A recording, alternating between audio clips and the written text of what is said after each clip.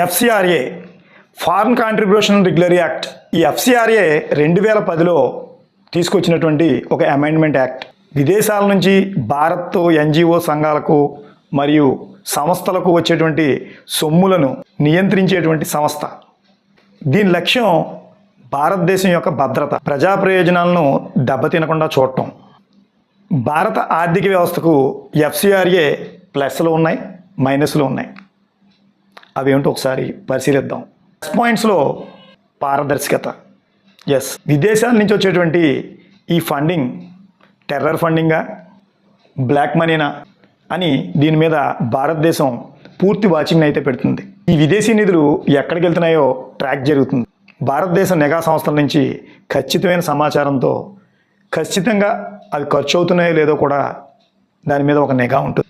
దేశీయ ప్రాధాన్యత. ఇందులో ఫారెన్ నుంచి వచ్చేటువంటి ఈ ఫండింగ్ భారతదేశం యొక్క ప్రయోజనాలకు ఎన్జిఓలు సరిగా ఖర్చు పెడుతున్నాయా లేదా అనేటువంటి దేశీయ ఎజెండా కలిగి ఉన్నాయా లేదా అనేటువంటిది దీని మీద నిఘా నడుస్తూ ఉంటుంది. ఎస్బీఐ అకౌంట్ రూల్ 2020 దీని ప్రకారం అన్ని ఎఫ్సిఆర్ఏ నిధులు ఎస్బీఐ ఢిల్లీ ఆధ్వర్యంలోనే మెయింటెనెన్స్ జరగడం వలన దీంట్లో ఉన్నటువంటి నిధుల దుర్వినియోగం ఏదైతే ఉందో అది బాగా కంట్రోల్ అయిందనే చెప్పచ్చు. అలాగే ఇందులో కొన్ని మైనస్ పాయింట్స్ కూడా ఉన్నాయి. ఆక్స్ఫామ్, అమెస్ని ఇలాంటి తదితర 6000 ఎన్జిఓ సంస్థలు మినిమం వాటి యొక్క రిజిస్ట్రేషన్ లైసెన్సులు రద్దు చేయబడ్డాయి. ఇలాంటి ఎన్జిఓ లైసెన్సులు రద్దు చేయడం వలన 40% భారతదేశంలో ఉన్నటువంటి హెల్త్ సెక్టారు తదితర రంగాల్లో విదేశీ ఫండింగ్ బాగా తగ్గుదల అయితే చూపించింది. సోషల్ సెక్టార్లో ఉన్నటువంటి లక్షల ఉద్యోగాలు విదేశీ ఫండింగ్ పైనే ఆధారపడి ఉంటాయి. ఈ ఫండింగ్ ఆగిపోతే జాబ్స్ ఆగిపోతాయి. కొన్ని ఫారెన్ డోనర్స్ చాలా రూల్స్ ఉన్నాయని వెనక్కి తగ్గుతున్నారు.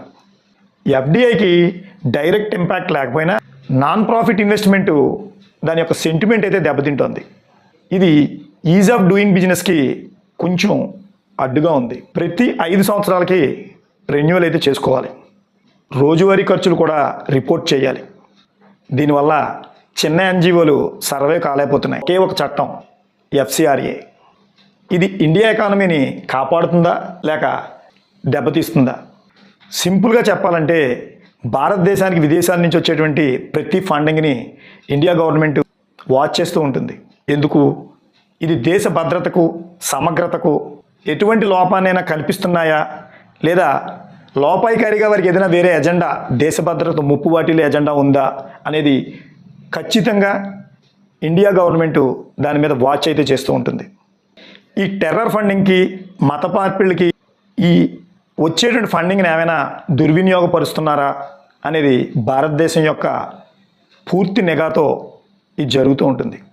ఇప్పుడు వచ్చే ప్రతి డాలరు ఢిల్లీలో ఉన్నటువంటి ఎస్బీఐ ద్వారానే కింద శాఖలకి ఉపయోగించుకునేందుకు వీలు కల్పిస్తుందని చెప్పచ్చు. సో అక్కడి నుంచి మొదలైనటువంటి దీని మీద సర్వేలెన్స్ ఖచ్చితంగా ప్రతి రూపాయిని ఏ రోజుకు ఆ రోజు అప్డేట్ చేయాల్సిందే ఆన్లైన్లో.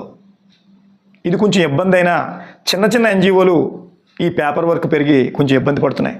కానీ ఇది భారతదేశం యొక్క ఏక ఎజెండాకి ఏ ఒక్క రూపాయి ఖర్చు పెట్టకూడదనే సమగ్ర దర్యాప్తు దీని మీద ఖచ్చితంగా అయితే జరగాల్సిన అవసరం కూడా ఉంది.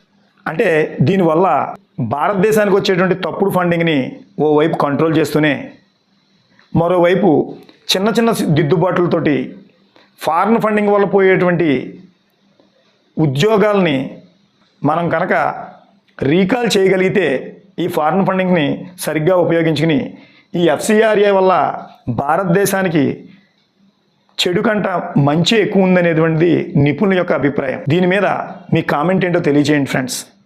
ఇది భారతదేశ ఆర్థిక ఉనికికి ప్రమాదమా లేదా మంచి జరుగుతుందా? మీ ఒపీనియన్ని కామెంట్లో తెలియజేయండి.